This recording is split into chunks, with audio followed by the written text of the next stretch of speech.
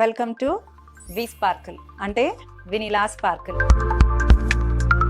చిన్నవాళ్ళ నుంచి పెద్దవాళ్ళ వరకు అంటే 18 ఏళ్ళు ఈ మధ్య చిన్నపిల్లలకు కూడా గ్యాస్ట్రిక్ ఇష్యూ అంటున్నారు. ఏ ఏజ్ వాళ్ళకైనా గ్యాస్ట్రిక్ ఇష్యూ ఇప్పుడు కామన్ అయిపోయింది. అసలు గ్యాస్ట్రిక్ ఇష్యూ ఒక్కదాని వల్ల వస్తుంది, ఈ ప్రాబ్లంకి ఇది సొల్యూషను అని ఎవరికి వాళ్ళే కనిపెట్టుకోవాలి. కొంతమందికి నాన్ వెజ్ తినటం వల్ల వస్తుంది డైజెషన్ ఇష్యూ వచ్చి, కొంతమందికి వాష్రూమ్ అవ్వకపోవటం వల్ల వస్తుంది, కొంతమందికి కొన్ని ఫుడ్స్ పడకపోవటం వల్ల వస్తుంది.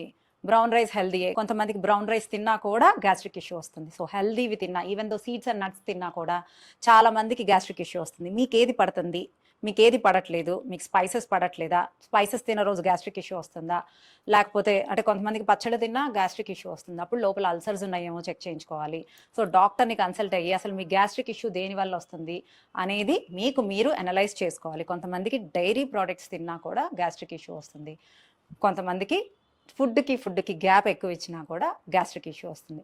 గ్యాస్ట్రిక్ ఇష్యూ అనేది ఎందుకు వస్తుంది అనేది మనమే గమనించుకుంటే ఆ ఫుడ్స్ అవాయిడ్ చేస్తే మనం గ్యాస్ట్రిక్ ఇష్యూ నుంచి కంప్లీట్గా తప్పించుకోవచ్చు.